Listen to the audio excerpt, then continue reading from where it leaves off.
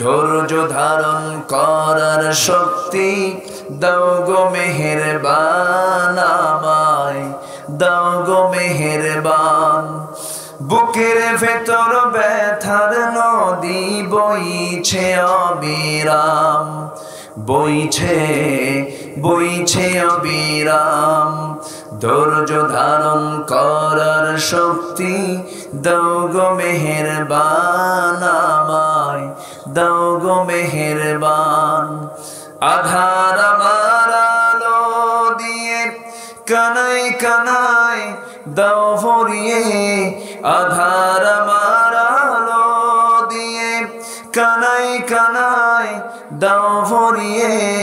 অন্তর জুড়ে দাও গো প্রভু ভোরের পাখির গান।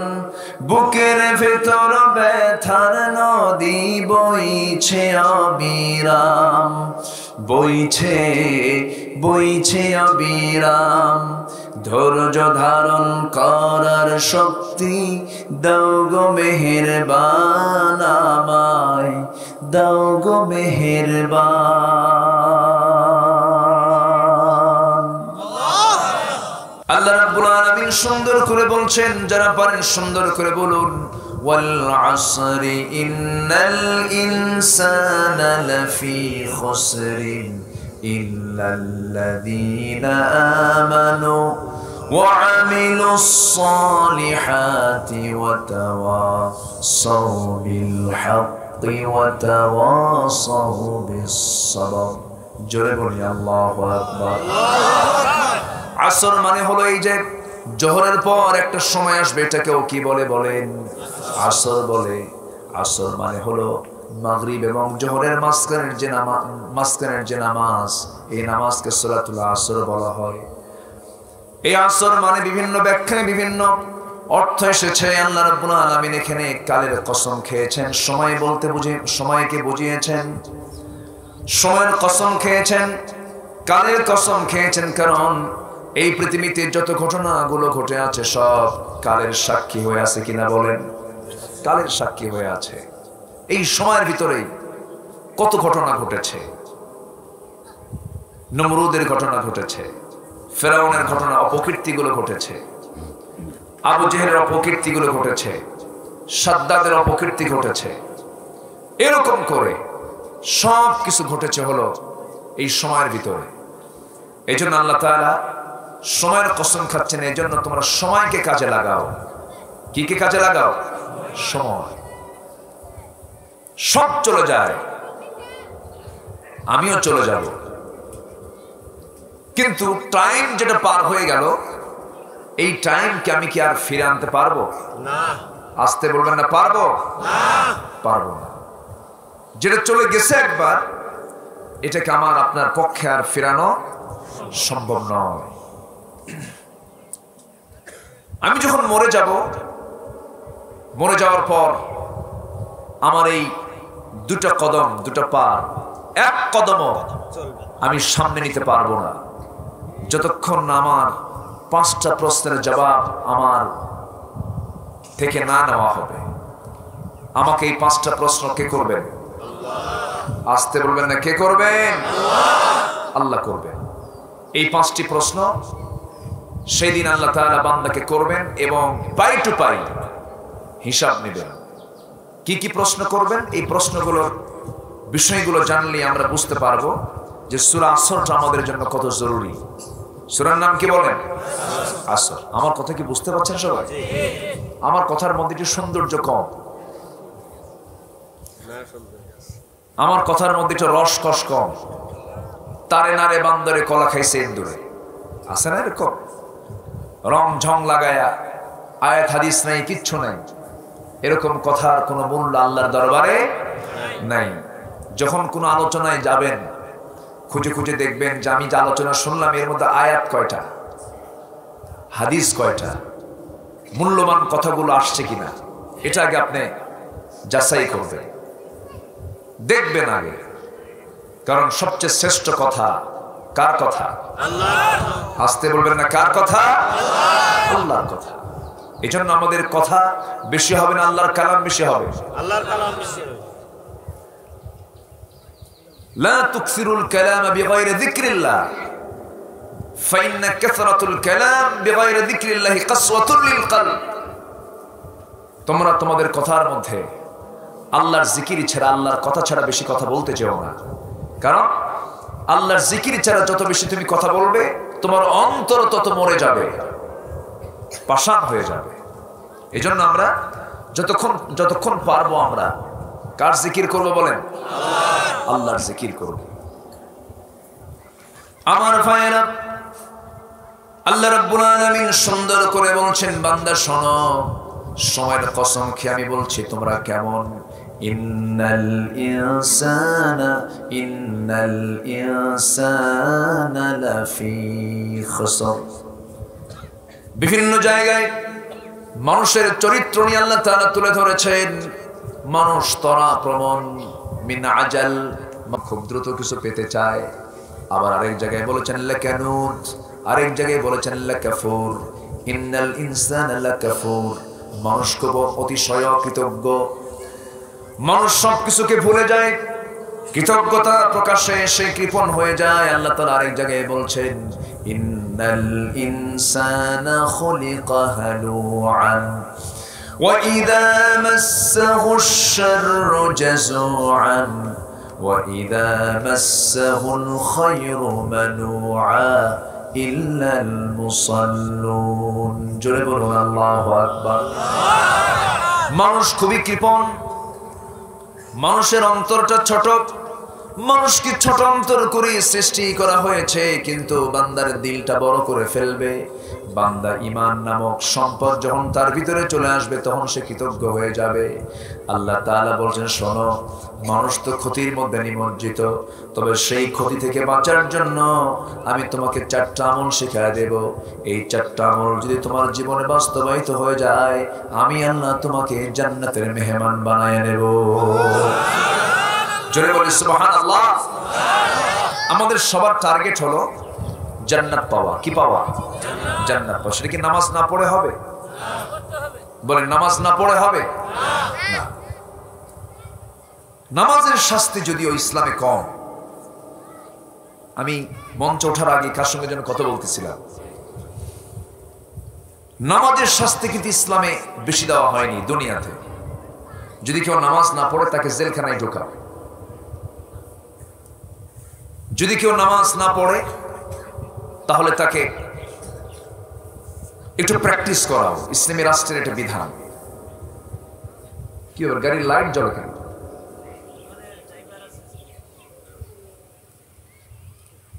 লাইট জ্বলতেছে যে, এখানে কে?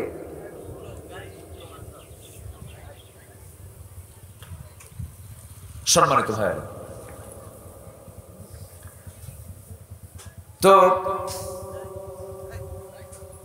এদিকে পিছনে রাস্তা, এটা আমরা রাস্তার উপরে বসে আছি, রাস্তা ব্লক কইরা।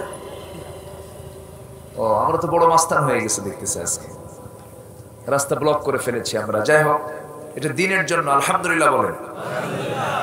যদি কেউ কষ্ট পেয়ে থাকেন, আমরা মাহফিল কমিটির পক্ষ থেকে ক্ষমা সুন্দর দৃষ্টি কামনা করছি। কারণ রাস্তায় বসাটাও ইসলামে কিন্তু ঠিক না। ক্বালা ইয়াকুম ফিল জুলুসি বিতুরাকাত, তোমরা রাস্তায় বসে থেকে বিরত থাকো, এটা আছে। তো যাই হোক, যেহেতু জায়গার সংকুলন হচ্ছিল না, এই জন্য আমরা বসেছি। সম্মানিত ভাইয়েরা, আমার দিকে তাকান। তাহলে আমার আপনার জীবনের মূল টার্গেট হলো আমরা জান্নাত পাবো। কি পাবো বলেন? জান্নাত। নামাজ না পড়ে কি হবে? হবে না। আমার দেশের মাত্র 5% লোক নামাজ পড়ে। 100 জনে কয়জন? 5 জন। 100 জনে 5 জন। বাকি 95 জন নামাজ পড়ে না। কিন্তু তার নাম কিন্তু আব্দুর রহমান, আব্দুল মালিক, আব্দুল গফুর, আব্দুল শাকুর, আব্দুল নূর, আব্দুর রশিদ, আব্দুল সালাম, কিন্তু নামাজ কিন্তু পড়ে না। তাহলে নামাজের শাস্তি যদিও দুনিয়াতে আল্লাহ তাআলা ততটুকু রাখেন নাই, যেমনটি রেখেছেন জেনার শাস্তি, যেমনটি রেখেছেন খুনের শাস্তি, যেমনটি রেখেছেন চোরের শাস্তি, যেমনটি রেখেছেন ডাকাতের শাস্তি, যেমন রেখেছেন মুরতাদের শাস্তি। যেরকম 3টা শাস্তির জন্য আল্লাহ তাআলা তাদেরকে হত্যার অর্ডার দিয়েছে। আস-সাইয়্যিবুজ জানি, আস-সাইয়্যিবুজ জানি, যারা জিনা করবে, বুড়া জিনাকার, আশ-শাইখুজ জানি। নাম্বার 2 হলো কতলুন নফস, কোন মানুষকে যদি কেউ হত্যা করে ফেলে, প্রমাণ যদি হয়ে যায়, কিসাসের হুকুম তার উপরে কার্যকর হয়ে যাবে। নিহত ব্যক্তির পক্ষ থেকে যদি তাকে ক্ষমা না করা হয়, তাকে সঙ্গে সঙ্গে কিসাস কার্যকর করে দেবে। এটা কার বিধান? আরেকটা হলো দিন থেকে যে ব্যক্তি সরে দাঁড়াবে, মুরতাদ যে হয়ে যাবে, আল্লাহ তাআলার বিধান হলো তাকেও দুনিয়া থেকে বিদায় করে দাও। এই 3টা বিষয় ছাড়া আল্লাহ তাআলা হত্যার বিধান কোথাও রাখেন নাই। চোর চুরি করলে হাত কাটো, জীবনটা রাখো। ডাকাতি করলে পরে উল্টা করে ডান হাত বাম পা, বাম হাত ডান পা, তাকে কেটে দাও। হুকুমটা কার? আল্লাহ। আসতে বলবেন না, কার? আল্লাহ হুকুমটা করে দিয়েছেন। আমার বন্ধুগণ, কিন্তু নামাজ না পড়লে শাস্তি দুনিয়াতে এত বড় ধরনের শাস্তি রাখেন নাই। তবে মৃত্যুর পর বান্দার জীবনের সমস্ত আমল আল্লাহ যখন বান্দাকে দেখতে নেবেন, প্রথম যে বিষয় সম্পর্কে প্রশ্ন করবেন, সেই বিষয়টা কি বলেন? সেই বিষয়টা কি বলেন? যেটা প্রথমে তিনি নেবেন হিসাব, সেই হিসাবের গুরুত্ব কম না বেশি? প্রথম প্রশ্নই ফেল, আপনি যাবেন কেমনে? প্রথম প্রশ্নে যদি ফেল মেরে যান, আপনি সামনে আগাবেন কেমনে? সেই জন্য আমার আপনার জীবনের সফলতার জন্য 1 নাম্বার কাজ হলো আমাকে আপনাকে 5 ওয়াক্ত নামাজ পড়তে হবে। যত নেক আমল দুনিয়াতে আছে, এর মধ্যে সবচেয়ে বড় শ্রেষ্ঠ নেক আমল হলো 5 ওয়াক্ত নামাজ। এটা হচ্ছে দ্বীনের খুঁটি। দ্বীনের কি বলেন? খুঁটি। ফাকাদ আকামাহা ফাকাদ আকামাদ-দ্বীন ওয়া মান তারাকাহা ফাকাদ হাদামাদ-দ্বীন। যে ব্যক্তি নামাজ কায়েম করলো, সেই দিনকে কায়েম করলো। যে নামাজকে ছেড়ে দিল, সে দিনকে ধ্বংস করে ফেললো। এটা খুব গুরুত্বপূর্ণ একটা বিষয়। আমাকে আপনাকে খেয়াল করতে হবে, পরিবারকে খেয়াল করতে হবে। নামাজ না পড়লে পরে 5টা ক্ষতি হবে। কয়টা ক্ষতি হবে বলেন? 5টা ক্ষতি হবে। 1 নাম্বার হলো কোনো রহমত আপনার উপরে থাকবে না। হয়তো আপনার টাকা থাকবে, পয়সা থাকবে, মাঠ ভরা জমির ধান থাকবে, কিন্তু আপনার বাড়ির যে বউ অন্য পুরুষের সঙ্গে লাইন মারবে। কি কথা কি বুঝতেছেন? ছেলে একটা গাঁজা খায় শীত হয়ে পড়ে থাকবে, মেয়েটা অবাধ্য হয়ে যাবে। আপনার সুখের যে আপনি গন্ধ আপনার পরিবারে আপনি পাবেন না। নামাজ নাই, শান্তি নাই। নামাজ না পড়লে আপনার চেহারার সৌন্দর্য নষ্ট হয়ে যাবে। চেহারার সৌন্দর্য হলো এমন একটা বিষয়, মানুষ সুন্দর হলেই যে সুন্দর তা তো নয়, মানুষ কালো হলেই যে সুন্দর তাও তো নয়। চেহারার সৌন্দর্য হলো যে ব্যক্তি নামাজটাকে ছেড়ে দেবে, চেহারার মূল সৌন্দর্য নূর থেকে সে বঞ্চিত হয়ে যাবে। আমার ভাইয়েরা, আমার বন্ধুগণ, এরকম করে আল্লাহ তাআলা বলছেন, বান্দারে নামাজ তুমি যদি ছেড়ে দাও, আরো তোমার ক্ষতি হয়ে যাবে, নেককার লোকের দোয়া থেকে তুমি বঞ্চিত হয়ে যাবে। এই জন্য আমার আপনার জীবনের 1 নাম্বার কাজ হবে আজান শোনা মাত্রই কোথায় চলে যাওয়া। কিন্তু এদেশের কত পার্সেন্ট যায় মসজিদে? 5% হবেও না, তারও কম হতে পারে। মসজিদের মধ্যে গরু ঢুকছে। কি ঢুকছে? গরু। মসজিদের লোকজন গরুওয়ালাকে ডাক দিয়ে বলে, গরু ঢুকে মসজিদে, তুমি কি করো? জবাবে বলতেছে, দেখেন গরু তো বোকা, বোঝে না, ও দড়ি ছিঁড়ে ঢুকে গেছে, আমি তো চালাক, আমি তো আসি না। কথা বোঝেন না? এই জন্য আল্লাহ তাআলা ওই সমস্ত নির্বোধদেরকে গালি দিয়েছেন, উলাইকা কাল আনআম, এরা হলো চতুষ্পদ জন্তু। এটা কি মোল্লার গালি না আল্লাহর গালি? উলাইকা কাল আনআম, এরা হলো চতুষ্পদ জন্তু। বাল হুম আদাল, এর চেয়ে জঘন্য। সব চেনো, আল্লাহকে চেনো না। সব বুঝো, আল্লাহকে বুঝো না। নামাজ মুসলিম জীবনের 1 নাম্বার কাজ হলো কয় ওয়াক্ত নামাজ। এছাড়া লাভ না লস। ইন্নাল ইনসানা লাফি খুসর। আমার ভাইরা, লা তাজুলু কদমা ইবনে আদম হাত্তা ইউসআল আন 50। কোন আদম সন্তান 1 কদম হাসরের ময়দানে নিতে পারবে না যতক্ষণ না 5টা প্রশ্নের সে জবাব না দিতে পারবে। এর মধ্যে এক নাম্বার হলো অনুমরিহি ফি মাফনা, তার জীবন সম্পর্কে প্রশ্ন করা হবে, জীবন কাল সে কোন কাজে ব্যয় করেছে। এই যে আল্লাহ তাআলা আমাকে আপনাকে জীবন দিলেন, এই জীবনের যৌবন, এই জীবনের প্রত্যেকটা সেকেন্ডকে আমি কোন কাজে ব্যয় করেছি। এখন গোটা দুনিয়া জুড়ে 228টি দেশে, গোটা 228 দেশ মিলে গোটা পৃথিবীর প্রত্যেকটা দেশে এখন চলছে একটা বল নিয়ে মারামারি, ঠিক কি না? একটা ছোট্ট বল নিয়ে চলছে এখন খেলা। কোথায় ব্রাজিল, কোথায় আর্জেন্টিনা। এই দেশে ব্রাজিল আর্জেন্টিনা মারামারি করে শহীদ হয়। ব্রাহ্মণবাড়িয়ার কে যেন একজন মরে গেছে, ওর দল হারছে, বলছে আমি জীবনে রাখবো না, যা জীবন দিয়ে দিস। এটা কি লাভ না লস? লাভ না লস? লস। আমার বন্ধুগণ, এই ক্ষণিক জীবনের জন্য আমরা কি হয়ে গেছি, আমরা কি করছি? আল্লাহ তাআলা বলছেন ওয়াল্লাযীনা কাফারু أعمالهم كسراب بقيعة يحسبه الظمآن ماء حتى إذا جاءه لم يجده شيئا جربنا الله أكبر যারা কাফের তাদের আমলটা কেমন, যারা দুনিয়ামুখী তারা এই দুনিয়াটা কি মায়া চাকচিক্যময় মনে করে, কেমন মনে করে দেখবেন। যারা দেখবেন আমরা যখন পিচ ঢালা পথে যখন হাঁটতে যাই, পিচ ঢালা পথে হাঁটতে নিয়ে দূর থেকে সামনের দিকে তাকালে মনে হয় সেই জায়গায় যেন পানি, সে জায়গায় যেন পানি অবস্থান করছে, সে জায়গায় যেন পানি দূর থেকে এরকম দেখা যায় না? পাকা রাস্তায় দূর থেকে এখান থেকে আপনি তাকাবেন, দেখবেন পানি যেন সেখানে পাওয়া যাচ্ছে, পানি পাওয়া যাবে মনে হয়। কিন্তু আপনি ওই জায়গায় যখন চলে যাবেন সে জায়গায় কোনো পানি আছে নাকি? লাম ইয়াজিদহু শাইআন, সে জায়গায় কোনো পানি পাওয়া যায় না।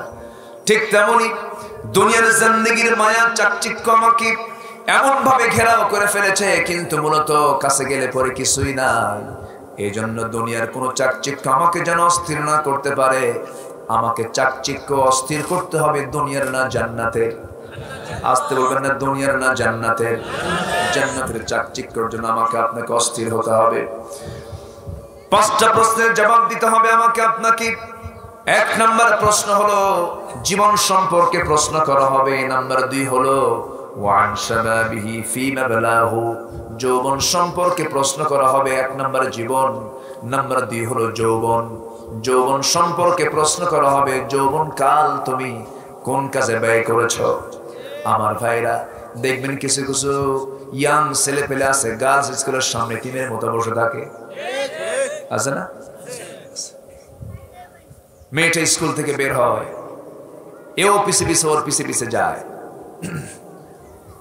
মেয়ে কিছু বলে না, ছেলে বলে দেখো তুমি আমার দিকে একটাবারও তাকালো না, একটাবার একটু তাকায় দেখো না, আমি তোমার জন্য কতটুকু অস্থির হয়ে গেছে, সব গর্তের মধ্যে গেছে, 3 দিন হলো খাই না।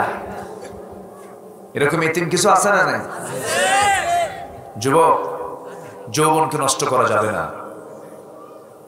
ইউনিভার্সিটি হয়ে গেছে এখন প্রেমের আড্ডাখানা, নোংরামির আড্ডাখানা। কিসের প্রেম? প্রেম কি বাইরে হয় না ভিতরে হয়? বলেন মোহাব্বত, স্বামী স্ত্রী মোহাব্বত ছাড়া পৃথিবীতে কোনো মোহাব্বত আছে? মোহাব্বতটা হতে হবে কি বাইরে না আড়ালে? ভিতরে হবে। সেই প্রেম, সেই ভালোবাসা চলে গেছে এখন গাছতলার বটতলা। এই তো 30 সাল হয়ে আসলাম, 30 সালে কি আছে? এটা ইউনিভার্সিটি আছে না? যেখানেই যাবেন, যেখানে ক্যাম্পাস দেখবেন সেখানে 2টা ক্লাস হয়, একটা ইন কোর্স আর একটা হচ্ছে আউট কোর্স। আউট কোর্স কি? আউট কোর্স হলো ক্যাম্পাসের সামনে যে গাছগুলো আছে এই গাছগুলো করার সাক্ষী বানায়, সাক্ষী বানায় গাছের তলে বসা ঘন্টার পরে ঘন্টা বাদাম কুটকুট করে খায়। আর কি যে জেকের আজকের আল্লাহ জানে।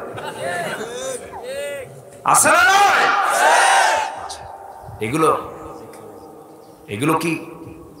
এগুলো কি সমাজ, মুসলিম সমাজের জন্য মানানসই কোনো কাজ?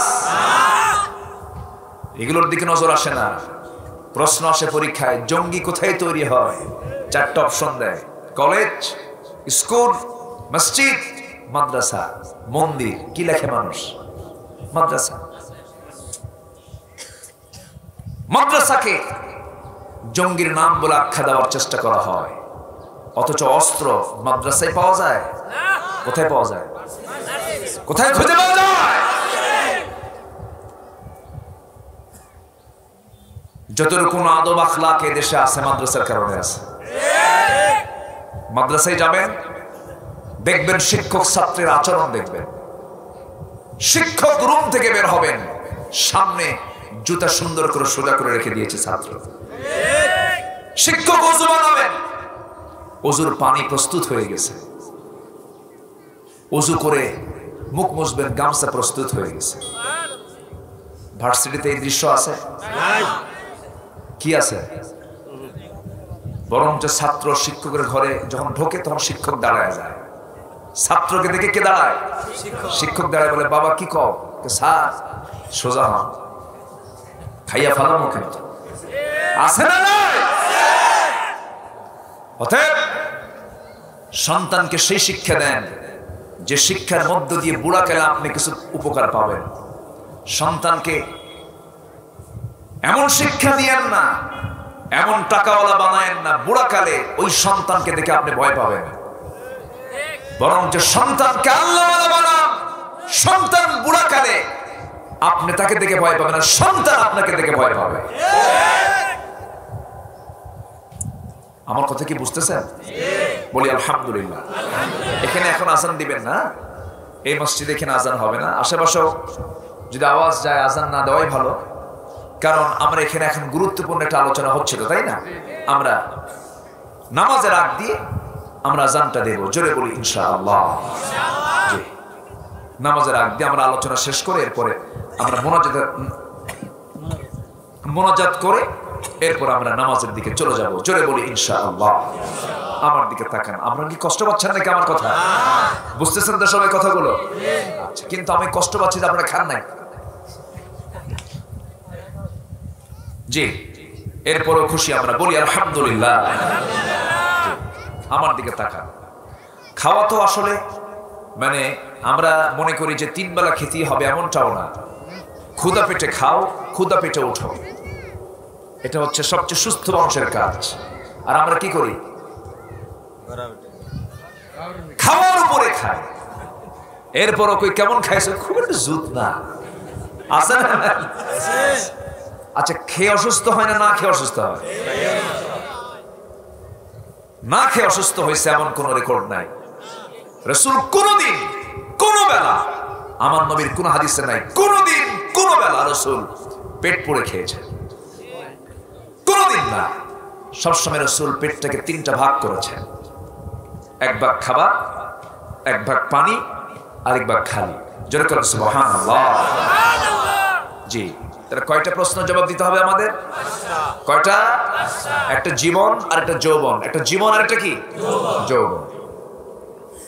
আরেকটা হলো ওয়ামালিহি ওয়ামালিহি মিন আইনা ইকতাসাবাহু, তার মাল সম্পর্কে প্রশ্ন করা হবে, সেটা কোন জায়গা থেকে কামাই করেছে। তাহলে এখন দেখেন 14 লাখ কোটি টাকা দেশ থেকে পাচার করলো কোন পীর সাহেবরা। কি কথা কি বুঝতেছেন আপনারা? আমাদের কানে সংবাদ দেওয়া হলো, ওহি আমাদের কানে আসলো, ওহি নাজিল হলো। 2023 সাল দুর্ভিক্ষের বছর। 14 লাখ কোটি টাকা যদি পার করে দুর্ভিক্ষের বছর তো হবেই। কথা বলবো কথা? আমার ভাইরা, 14 লক্ষ কোটি টাকা দেশ থেকে পাচার করলো যারা, তারা তো জামানার সবচেয়ে বড় পীর সাহেব। আমার বন্ধুগণ, সমস্ত দোষ আলেমদের কাঁধে দেওয়া হয়। দেশ স্বাধীনের পর থেকে নিয়ে আজ পর্যন্ত কোন আলেম কি দেশের ক্ষমতায় আসছে নাকি? কোন পাওয়ারে বসছে নাকি? কোন অর্থের লেনদেন করেছে নাকি? দেশ চালাইছে নাকি? কিন্তু যত দোষ দেখা যায় আসামিগুলো সব এখন জেলখানায়। কারা? চুরি করে কারা? অপরাধী সাব্যস্ত হয় কারা? এই সমস্ত বিষয়গুলো কি আমাদের মাথায় আনা দরকার। এই জন্য আল্লাহ রাসূল বলেছেন, হাসরের ময়দানে 5টা প্রশ্নের জবাব না দেওয়া পর্যন্ত 1 কদম সামনের দিকে নিতে পারবে না। এর মধ্যে 1 নম্বর হলো জীবন সম্পর্কে প্রশ্ন করা হবে, নাম্বার 2 হলো যৌবন সম্পর্কে প্রশ্ন করা হবে, নাম্বার 3 হলো মালিহি মিন আইনা ইকতাসাবা, তার মাল সম্পর্কে প্রশ্ন করা হবে, সে কোন জায়গা থেকে এগুলো কামাই করেছে। রাস্তার টাকা চুরি আমার দেশে মনে হয় নাই, আছে না নাই বলেন? বয়স্ক ভাতা গভর্নমেন্ট দিয়েছেন, ভালো কথা, প্রশংসনীয় কথা। বয়স্ক ভাতা, বিধবা ভাতা, প্রতিবন্ধী ভাতা, ভালো কাজ, মহতি উদ্যোগ, আলহামদুলিল্লাহ বলেন। কিন্তু বিধবার তালিকায় হলো চেয়ারম্যানের বউ 1 নম্বরে, তাও কিন্তু মরহুম চেয়ারম্যান না, তাজা চেয়ারম্যান। হয়তো এলাকায় নাই, কিন্তু এরকম রেকর্ড আছে না নাই? আমার ভাইরা, এই জন্য বলতে চাই, শুধু আমার নামাজ পড়লাম, শুধু রোজা রাখলাম, আমার ইনকাম সোর্স আমি এগুলো চিন্তা করলাম না। আমার যৌবনকাল আমি কোন অবাধ মেলামেশা করেছি, জিনার কারবার করেছি, এগুলো নিয়ে আমি চিন্তা করলাম না। এগুলো চিন্তা করার দরকার আছে না নাই?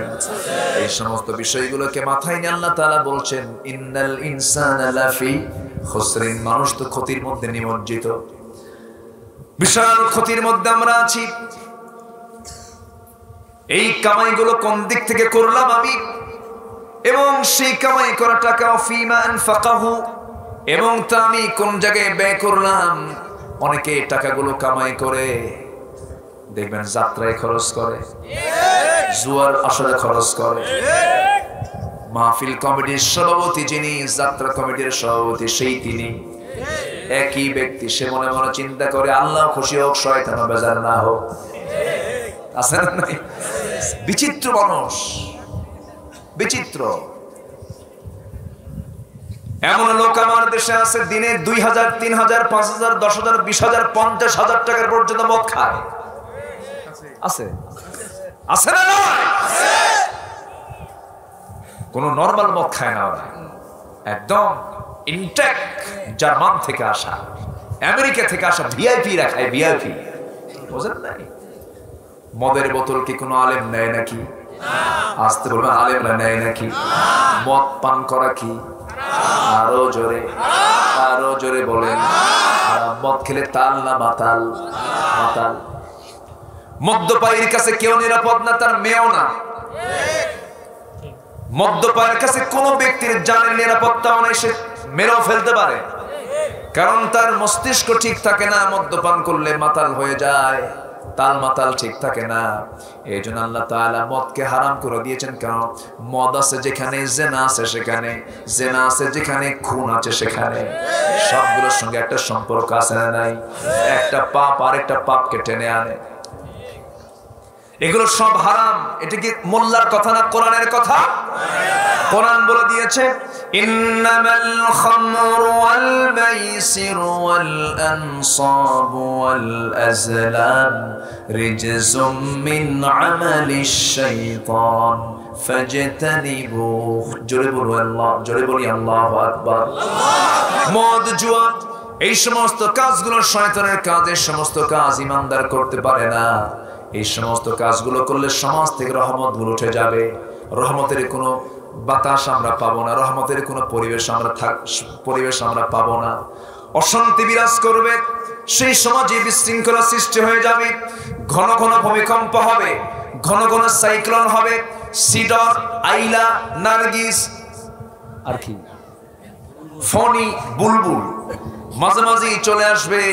এই সমস্ত বিষয়গুলো বন্ধ করার জন্য সমাজে মদ চালনা, মদ বন্ধ করা দরকার, জেনা বন্ধ করা দরকার, বেহায়াপনা বন্ধ করা দরকার। এই জন্য আমার বন্ধুগণ, কোরআন তো এগুলো মানা করে দিয়েছে, কিন্তু মুসলিম সমাজে আজকে এগুলো আছে না নাই? আছে। এগুলো বন্ধ করার জন্য হাজার মাদ্রাসা বানান, হাজার মসজিদ বানান, এগুলো বন্ধ হবে না। কারণ আজ থেকে 10 বছর আগে দেশের মসজিদ ছিল বেশি না কম? এখন বেশি। আগে ছিল মাদ্রাসা বেশি না কম? এখন কম না বেশি? বেশি। মাদ্রাসাও বেশি, মসজিদও বেশি, সুদের কারবারও বেশি, জেনার কারবারও বেশি, মিথ্যা মামলাও বেশি। তাহলে কি হলো? বন্ধ হবে না এই সমস্ত কাজ শুধু করে। এই যে মাহফিল আসছেন সবাই, আমিও মাহফিল আসছি গাড়ি নিয়ে, ঢাকা থেকে ময়মনসিংহ রোডে যখন রওনা দিয়েছি, আমি এসেছি বাম দিকে না ডান দিকে? বাম দিক দিয়ে এসেছি আমি, আমাকে বাম দিকেই চলতে হয়েছে, কিন্তু রাসূল চলেছেন কোন দিকে? আল্লাহ চলতে বলেছেন কোন দিকে? আমি যদি আল্লাহর আইন ফলো করে যদি আসতে নিতাম, আমি কি আসতে পারতাম না? অ্যাক্সিডেন্ট করতাম, অ্যাক্সিডেন্ট করে ফেলতাম। আমি যদি আল্লাহর আইন মানতে যেতাম, আমি তো ময়মনসিংহ আজকে পেতাম না, আমার বিরুদ্ধে মামলা হয়ে যেত। কারণ এদেশে একটা নির্দিষ্ট আইন আছে না নাই? আল্লাহ বলছেন ডান দিকে চলো, আমরা বলতেছি কোন দিকে চলো? ভালো ভালো না? তাহলে আমি চাইলেই পারবো না এটা। আপনি যত পীর হন না কেন, আপনি যত বড় বুজুর্গ হন না কেন, ঢাকা থেকে ময়মনসিংহ আসতে হলে আপনাকে আল্লাহর আইন অমান্য করে বাম দিকে আসতেই হবে। এগুলোকে বন্ধ করার জন্য আপনি শুধু মাদ্রাসা মসজিদ বানায় বন্ধ হবে না, এগুলো বন্ধ করার জন্য প্রয়োজন নবীর সুন্নাহকে মেনে নেওয়া, সমাজে কার বিধান চালু করা? আস্তে বলবেন না, কার বিধান চালু করা? সেই বিধান চালু করতে গেলে কি অনেক ত্যাগ স্বীকারের দরকার আছে না নাই? জিহাদের দরকার আছে না নাই? এই যে চেষ্টা আমরা করবো, এই চেষ্টাকে আরবিতে বলা হয় জিহাদ। কি বলা হয়? জিহাদ। জিহাদ আর সন্ত্রাস কি এক? না। জিহাদ আর সন্ত্রাসী কর্মকাণ্ড কি এক? না। এই যে মাহফিল আসছেন আপনারা, এই মাহফিল আসতে নিয়ে আপনাকে প্ল্যান করতে হয়েছে, চেষ্টা করতে হয়েছে, সময়টা বের করতে হয়েছে। এই যে বসে বসে কথাগুলো শুনছেন, এর পিছনে একটা মেহনত আছে না নাই? এটার নাম আরবিতে কি বলে? জিহাদ। এটা কি? জিহাদ। একটা প্লেন যখন উপরে ওঠে, ঢাকার এয়ারপোর্টে আপনি বিমানে চড়েছেন, বিমানে চড়ে আপনি সৌদি আরব যাবেন হজ করার জন্য, যে বিমানে আপনি চড়েছেন সেই বিমানে চড়েই কিন্তু বিমান কিন্তু এমনি ওড়ে না। বিমান আগে আস্তে আস্তে চাকা দিয়ে আস্তে আস্তে রান করতে থাকে। সেই রানওয়েতে রান করতে করতে করতে করতে করতে করতে ইঞ্জিনটাকে গরম করে নিয়া, গিয়ারটা চূড়ান্ত করে নিয়া একটা ধাক্কা মেরে, জোরে একটা ধাক্কা মেরে এরপর উপরের দিকে ওঠে। এটাকে বলা হয় কি? জিহাদ। এটা কি? জিহাদ। চেষ্টা করা হয়, এটা হলো প্লেনের জিহাদ। এটা কিসের জিহাদ? প্লেনের জিহাদ। আমাকে আপনাকে কোনো কাজে সফল হওয়ার জন্য একটা চেষ্টা যে করতে হয়, সেই চেষ্টা হলো জিহাদ করা হয়। চেষ্টা করাকে বলা হয় আরবিতে জিহাদ। আর সেই জিহাদটা হতে হবে কার পথে? জিহাদ ফি সাবিলিল্লাহ। জিহাদ ফি সাবিলিল্লাহ, আল্লাহর পথে জিহাদ করতে হবে। জিহাদের নাম শুনলে অনেকের আবার গাছালা পড়া করে, আছে না নাই? এই দেশকে স্বাধীন করার জন্য কি এমনি এমনি দেশ স্বাধীন হয়েছে? লক্ষ জীবনের বিনিময়ে অর্জিত বাংলার স্বাধীনতা, তাই না? জালিমদের কবল থেকে আমরা মুসলিমরা নিরাপত্তা পাওয়ার জন্য আমরা আন্দোলন করেছি। আমাদের মুরব্বীরা আন্দোলন করেছেন, সংগ্রাম করেছেন, জীবন দিয়েছেন, রক্ত দিয়েছেন, প্রচেষ্টা করেছেন, সংগ্রাম করেছেন, এরপর দেশটা স্বাধীন হয়েছে। তাহলে একটা দেশকে স্বাধীনের জন্য যদি রক্ত দিতে হয়, আল্লাহর জমিনে সকল দিনকে পরাজিত করে আল্লাহর দিনকে কায়েমের জন্য কি জীবন দেওয়া লাগবে না? জান দেওয়া লাগবে না? মাল দেওয়া লাগবে না? যদি আপনি বলেন যত রক্ত লাগে দেব, প্রয়োজন আমি যাব না, লোক পাঠাবো, কাজ হবে? কাজ হবে। আমার কাজ আমাকেই করতে হবে, আমার কাজ আমাকে আঞ্জাম দিতে হবে, কারণ আমার জান্নাত আমি খুঁজে নেব। জান্নাতটা পাওয়ার জন্য এত সস্তা আমল দিয়ে জান্নাত পাওয়া যাবে না। জান্নাতটা এই দুনিয়ার কোথাও আছে না? উপরে আছে। জান্নাতটা কিন্তু উপরে, আপনি কোনো বিমানে চড়েও সেখানে যেতে পারবেন না। জান্নাত এমন দামি জায়গায়, আল্লাহ বলছেন বান্দারে জান্নাত যদি তুই পেয়ে যাস, আমার প্রতিবেশী তুই হয়ে যাবি। জোরে বলে সুবহানাল্লাহ। জান্নাত পেলে আমরা কার প্রতিবেশী হব? আল্লাহ। সেই জান্নাতটা কত দূরে, সেই জান্নাতটা কত মাইল দূরে, আমার আল্লাহ কোথায় আছেন? আমার আল্লাহ এত উপরে আছেন। যারা পারেন এই সূরাটা পড়ুন, সাব্বিহিসমা রাব্বিকাল আ'লা। আমার বন্ধুগণ, আমার আল্লাহ শুধু উপরে না, সবার উপরে, সবার উপরে, সবার উপরে। শুধু উপরে তিনি নন, শুধু উপরে আমরা দেখতে পাই মেঘ, মেঘের উপরে দেখতে পাই দিনের বেলা সূর্য, রাতের বেলা সিরাজাও ওয়া কামারাম মুনিরা, চাঁদ দেখে সূর্য দেখি, আবার মিটি মিটি করে জোনাকির মতো আমরা তারকা দেখি, এরপর আকাশ দেখি, এটাই তো আমরা দেখি। কিন্তু আমার আল্লাহ শুধু এই আকাশে না, আরো আকাশের উপরে। এই সূর্য আমরা দেখছি, এই সূর্যের বয়স কোটি কোটি বছর, এই সূর্য পৃথিবী থেকে 13 লক্ষ গুণ বড়। ওই সূর্য থেকে আবার রাতের বেলা যে চাঁদের পিছনে কিছু তারকা দেখি, ওই তারকাগুলো সূর্যের চাইতে এত বড়। একটা সূর্য একদিকে রাখবেন, আর বেটেল জুইস নামে একটা তারকা আছে, সেই তারকাটা এই সূর্যের চাইতে 33 কোটি গুণ বড়। মনে হয় ছোট হয়ে গেছে, জোরে কারণ সুবহানাল্লাহ। কত কোটি? 33 কোটি গুণ বড় হলো একটা তারকা সূর্যের চেয়ে। আগে ছোটবেলায় ওয়াজ শুনতাম যে সর্বনিম্ন জান্নাত দেওয়া হবে, সেই জান্নাতটা হবে 10টা দুনিয়ার মতো একটা জান্নাত। মনে মনে ভাবতাম এত জায়গা কই, কিন্তু এই আকাশের দিকে তাকাইয়া যখন দেখলাম, ওরে বাপরে বাপ, আল্লাহু আকবার বলে, ইয়া আল্লাহ তুমি কত বড়। একটা সূর্য, পাশে একটা তারকা, ওই তারকা সূর্যের চাইতে 33 কোটি গুণ বড়। এরকম তারকা একটা না, সুপারনোভা, আড্রা, বেটেল জুইস, এরপরে হলো প্রক্সিমা সেন্টারাই, কোটি কোটি তারকা আবার একটা গ্যালাক্সির মধ্যে আল্লাহ পাক রেখে দিয়েছে। আর গ্যালাক্সি একটা না, কোটি কোটি গ্যালাক্সি মহাশূন্য আল্লাহ পাক ঝুলায় রেখেছে। অকুল্লুন ফি ফালাকিন ইয়াসবাহুন, সব নির্দিষ্ট কক্ষপথে এগুলো পরিভ্রমণ করছে। সুবহানাল্লাহ বলবেন না? الذين يذكرون الله قياما وقعودا وعلى جنوبهم ويتفكرون في خلق السماوات والأرض ربنا ما خلقت هذا باطلا। আল্লাহু আকবার বলেন। কি রেখেছেন বানিয়ে আকাশকে? চাঁদের দেশে মানুষ গেছে, জানেন না? চাঁদের দেশে নীল আর্মস্ট্রং গিয়েছে। এখন আমরা যদি একটু চিন্তা করি যে একটু তারকার দেশে যাব, তারকা, পৃথিবীর সবচেয়ে নিকটবর্তী তারকা হলো প্রক্সিমা সেন্টারাই। এই প্রক্সিমা সেন্টারাই তারকার দেশে যদি কেউ যেতে চান, বর্তমান দুনিয়ার সবচেয়ে দ্রুতগামী যানবাহন হলো অ্যাপোলো 11। অ্যাপোলো 11 এর গতি হলো প্রতি ঘন্টায় 39,000 কিলোমিটার। মানুষ বানাইছে, কিন্তু ঘন্টার গতি কত? 39,000 কিলোমিটার। এই বেগে যদি কেউ তারকার দেশে যেতে চায়, তাহলে তার সময় লেগে যাবে ওই তারকার দেশে যেতে 1,15,000 বছর মাত্র। যাবেন কারা কারা? হাত তোলেন। অঙ্ক কি মেলে?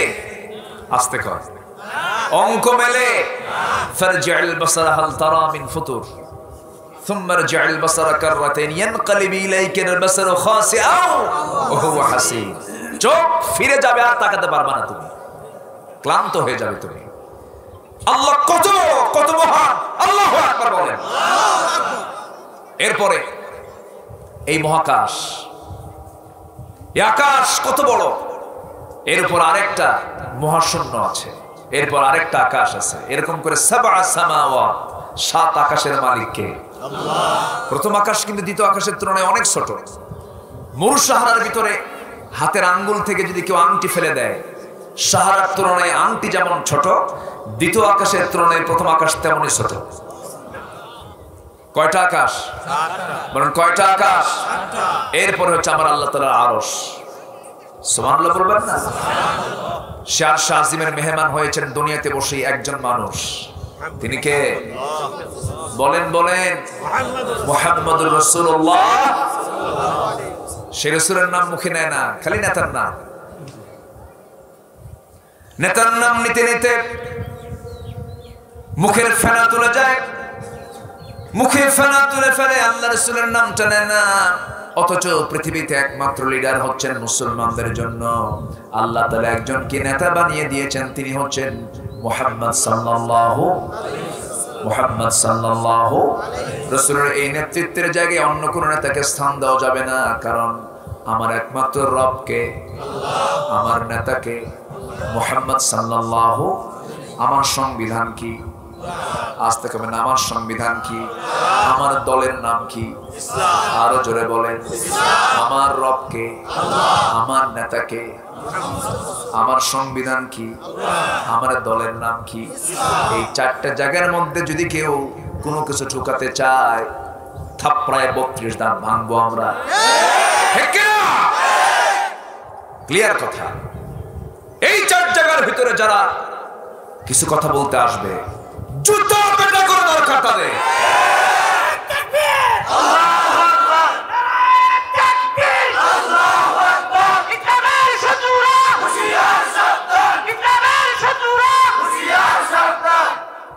সম্মানিত ভাইয়েরা, সম্মানিত বন্ধুগণ, যে নেতার নামাজ নাই সে নেতার পিছনে আমরা নাই।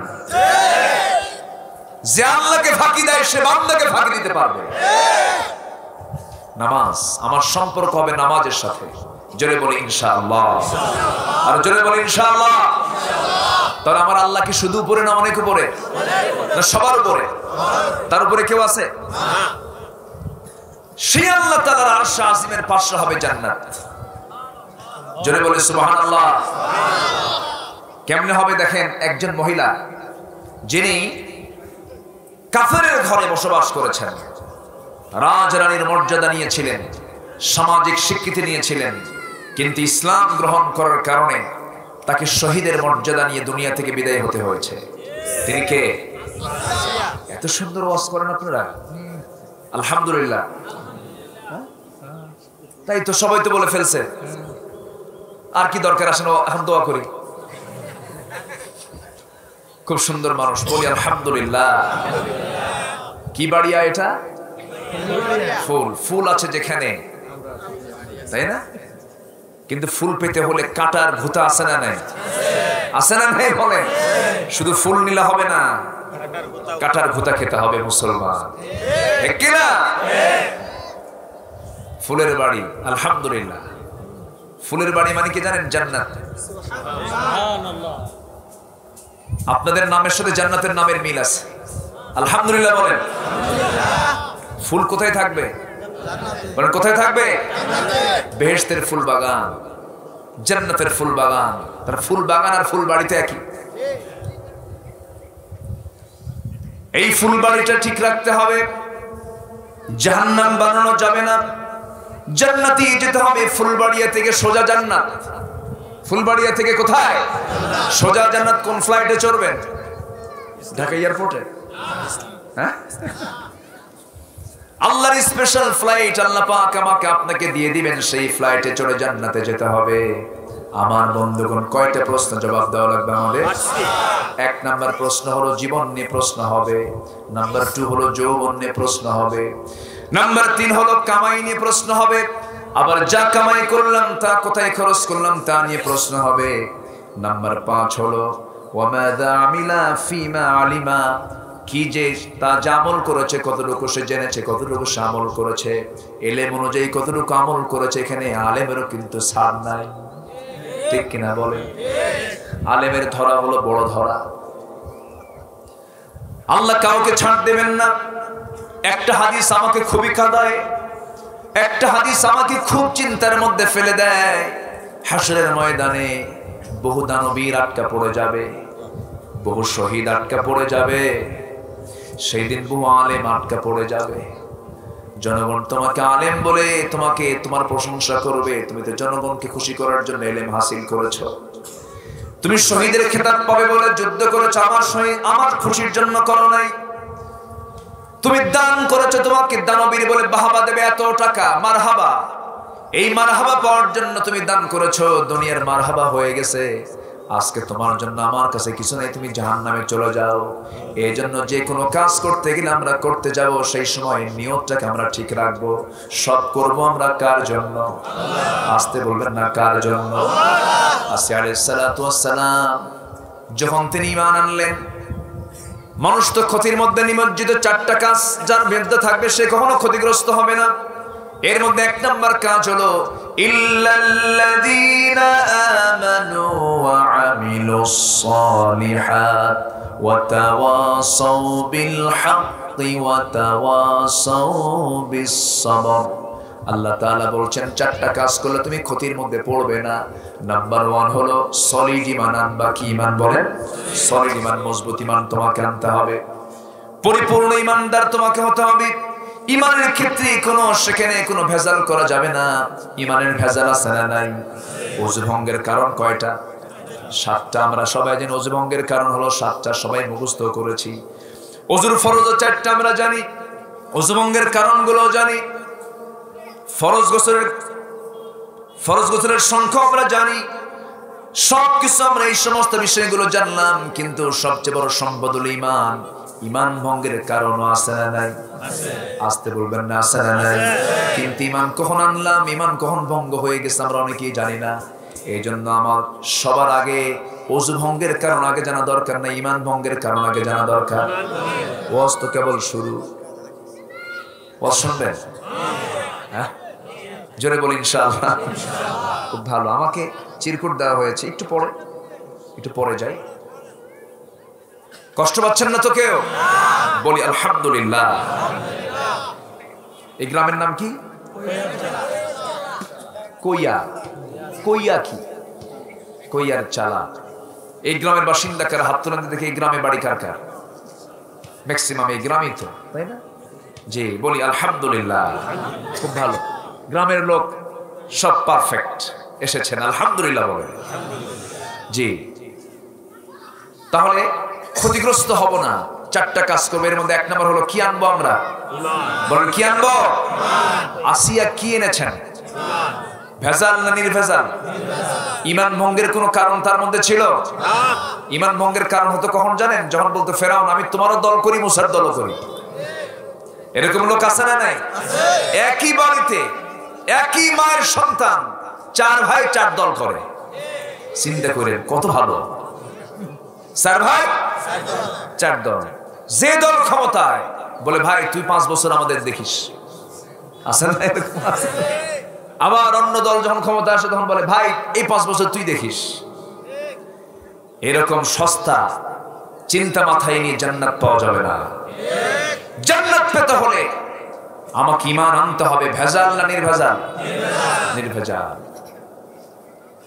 ব্যাংক ঈমান রাখতে হবে, অফিস ঈমান রাখতে হবে, বাজার ঈমান রাখতে হবে, লেনদেন ঈমান রাখতে হবে, পরিবার ঈমান রাখতে হবে, প্রত্যেকটা জায়গায় ঈমানের কাজ করতে হবে। ঈমান বিধ্বংসী কোনো আমল করা যাবে না। সব জায়গায় ঈমানটাকে সবার আগে মজবুত রাখতে হবে। আসসালাম যখন দিনের সঠিক বুঝটা পেয়ে গেলেন, স্ত্রীকে ডাক দিয়ে বলছেন স্ত্রী তোমাকে আমি, স্বামীকে ডাক দিয়ে বলছেন স্বামী গো আমি আপনাকে পরামর্শ দিতে চাই। কি পরামর্শ? আমি না ইসলাম কবুল করেছি। ফেরাউন বলছে কি বলো আসিয়া, আমরা আমাদের সম্পর্ক কত গভীর থেকে গভীরতর করেছি। তুমি আমার শত্রুর দিন তুমি গ্রহণ করেছো, মুসার ধর্ম তুমি গ্রহণ করেছো। আসিয়া বলছেন না, মুসার দিন ইসলাম নয়, এই দিন ইসলামটা কার? আসতে বলবেন না কার? যিনি আমাকে বানিয়েছেন, তোমাকে বানিয়েছেন ফেরাউন, তিনি হচ্ছেন আমার আল্লাহ, তার হচ্ছে দিন হলো ইসলাম। ফেরাউন বলছে শোনো আনা রাব্বুকুমুল আলা, আমি হলাম সবচেয়ে বড় আইনজীবী, আমি হলাম সবচেয়ে বড় আইনদাতা, বিধানদাতা। এই মিশরের রাজপথে, মিশরের জনপদে আমি ফেরাউন ছাড়া কোনো আইন চলবে না। ফেরাউন কিন্তু ওই রবের ঘোষণা দেয়নি যে রব মানুষকে বানাইছেন। ফেরাউন কিন্তু এই ঘোষণা দেয় নাই আমি পানি জোয়ার ভাটা আমি নিয়ে আসি, এটা কিন্তু বলে নাই। ফেরাউন বলেছে আনা রাব্বুকুমুল আলা, মানে হলো আমি হলাম সবচেয়ে বড় বিধানদাতা, আইনদাতা, মানে আমার জনপদে আমার আইন ছাড়া কোনো আইন চলবে না। এমন ধরনের বক্তব্য দেওয়ার মতো লোক এখনো আছে না নাই? আসতে বলবেন না, আছে না নাই? আছে। একটু মিলায় নেন, একটু বুঝায় নেন। হয়তো নামটা ফেরাউন না, কিন্তু কামগুলো ফেরাউনের সঙ্গে মিল আছে না নাই? আছে। আমার ভাইয়ের আসসালাম বলছেন স্বামী গো আপনি আমাকে কি করবেন জানি না, হুররিকতা মুযিকতা, টুকরো টুকরো করে ফেলেন, আগুনে ভস্ম করে দেন, আমি ঈমান থেকে 1 চুল পরিমাণ নড়ব না, 1 চুল পরিমাণ আমি ছাড়বো না। এই কথা বলার সঙ্গে সঙ্গে আসিয়া আলাইহিস সালাম কিনিয়া ফেরাউন হামানদেরকে নিয়ে জরুরি বৈঠকে বসে গেছে, মন্ত্রী পরিষদ বৈঠক। চূড়ান্ত সিদ্ধান্ত হলো আসিয়াকে আমরা হত্যা করে ফেলবো, দুনিয়া থেকে বিদায় করে ফেলবো। যখন তাকে বিদায়ের প্ল্যান করা হলো, সর্বশেষ থেকে প্রস্তাব দেওয়া হচ্ছে আসিয়া তুমি তো রাজরানী, এই রাষ্ট্রের তুমি 2 নাম্বার মানুষ, ফেরাউনের পরেই তোমার স্থান। এত মান সম্মান, এত পজিশন তুমি নষ্ট করে এরকম কি পথ অবলম্বন করলে? আসিয়া বলছেন তোমরা আমাকে কি করবে জানি না, কিন্তু আমি আমার নাকের মধ্যে জান্নাতের খুশবু পেতেছি। আসিয়া আলাইহিস সালাম সর্বশেষ করলেন কি? চূড়ান্ত কথা বলে দিয়ে বলছেন আমার স্বামী শোনেন, আপনি আমার প্রতি অত্যাচারের মাত্রা যত বাড়িয়ে দিবেন আমার ঈমান তত মজবুত হয়ে যাবে।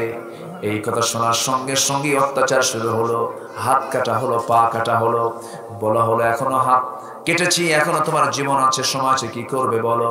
আসিয়া বলছেন কি করবে জানি না, আমি মরে যাব তবু ঈমান থেকে এক চুল পরিমাণ নড়বো না।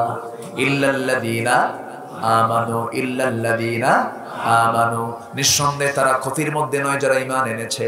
কিন্তু এমন একটা সময় আমরা পার করছি যে সময়ের মানুষগুলো, রাসূলুল্লাহর হাদিস, ইউসবিহু মুমিনান ওয়া ইউমসি কাফিরান, সকালবেলা ঈমান থাকবে, বিকেলবেলা কাফের হয়ে যাবে। ঠিক আছে না? ঠিক আছে না? আজকের সমাজের সঙ্গে মিল আছে না নাই? সকালবেলা ঈমানদারের কাজ করে, বিকেলবেলা কাফেরের কাজ করে, আছে না? আমার ভাইরা, আমার বন্ধুগণ, রাসূলুল্লাহ তা করলেন না, ঈমানটা নিয়ে টিকে থাকলেন সর্বশেষ পর্যন্ত। তার উপর অত্যাচারের স্টিমুলার চালানো হলো, এমন ভাবে করাত নিয়ে আসা হলো। করাত যখন তার মাথার উপরে রাখা হয়েছে, সঙ্গে সঙ্গে হাত দুটো তিনি আসমান দিকে উঁচু করলেন। উঁচু করে নিয়ে আল্লাহর দরবারে দোয়া করতেন। সেই দোয়াটা আল্লাহ তাআলা কোরআনে কারীমের মধ্যে স্থান দিয়েছেন। তার কিতাব হলো তাওরাত। তার কিতাবটা কি ছিল বলেন? তাওরাত। আর তার দোয়াটা ঢুকছে কোন কিতাবে? কোরআনে কারীমের মধ্যে। আল্লাহ তাআলা সূরা তাহরিমের শেষের দিকে বলছেন, চারজন নারীর দৃষ্টান্ত তিনি বলছেন, আল্লাহ রাব্বুল আলামিন এখানে ইমরাত ফিরাউনের দোয়াটা কবুল সুন্দর করে এখানে উপস্থাপন, যেমন করে তিনি দোয়া করেছেন। তিনি বলেছেন কি, রব্বি বিনিলি ইনদাকা বাইতান ফিল জান্নাতি ওয়া নাজ্জিনি মিন ফিরআউনা ওয়া আমালিহি। আল্লাহ তাআলা তুমি আমার জন্য একটা ঘর, তোমার ঘরের সাথে, তোমার কাছে, তোমার ঘরের সাথে একটা ছোট্ট ঘর বানায় দিবা। ফেরাউন থেকে বাঁচাও, তার অনিষ্ট থেকে তুমি আল্লাহ আমাকে বাঁচায় দিবা। তিনি জান্নাতটা চাইলেন কার ঘরের সাথে? তাহলে জান্নাতটা কার ঘরের কাছে আছে? আল্লাহর প্রতিবেশী যদি হতে চায়, আমাকে আপনাকে আমল করতে হবে অনুন্নত না উন্নত? অনুন্নত না উন্নত? দুর্বল না মজবুত? ঈমান আনবো আমরা ক্যান্সারওয়ালা না ক্যান্সার মুক্ত? ঈমান ভঙ্গের কোনো কাজ করা যাবে না। ঈমান ভঙ্গের মোটামুটি কারণ আছে 10টা। কয়টা বলেন? 10টা কারণ আছে। সেই দিকে আজকে আমি যাব কখন? তবে এই ভঙ্গের মধ্যে 1 নাম্বার ঈমান ভঙ্গের কারণ হলো শিরকের কাজ করা। কিসের কাজ করা বলেন? এই মাথা নত করব কার সামনে? আসতে বলবেন না, কার সামনে? আল্লাহর সামনে। আমি যে সাবজেক্ট খাড়া করেছি, আলেম ওলামা এখানে বুঝতেছেন, ঘন্টার 3-4 ঘন্টা হলে ভালো হয়। ঠিক আছে না? অনেক লম্বা আলোচনা। শিরকের কাজ যদি কোনো বান্দা করে, জান্নাত তার বাজেয়াপ্ত হয়ে যাবে। কি হবে? জান্নাত বাজেয়াপ্ত। ওমান ইউশরিক বিল্লাহ ফাকাদ হারামাল্লাহু আলাইহিল জান্নাহ। জান্নাত তার জন্য বাজেয়াপ্ত হয়ে যাবে, কারণ শিরক আল্লাহ তাআলা সহ্য করতে পারেন না। ইন্নাল্লাহা লা ইয়াগফিরু আন ইউশরাকা বিহি ওয়া ইয়াগফিরু মা দুনা যালিকা লিমান ইয়াশা।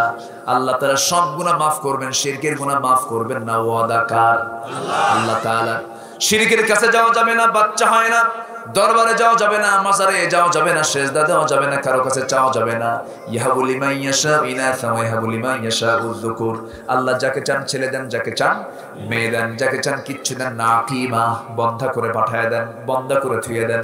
এই জন্য সন্তান হয় না ছাগল জবাই করে নয়, গরু জবাই করে কোনো মাজারে কোনো মুসারু গাজারুদের খাওয়ানোর দরকার নাই।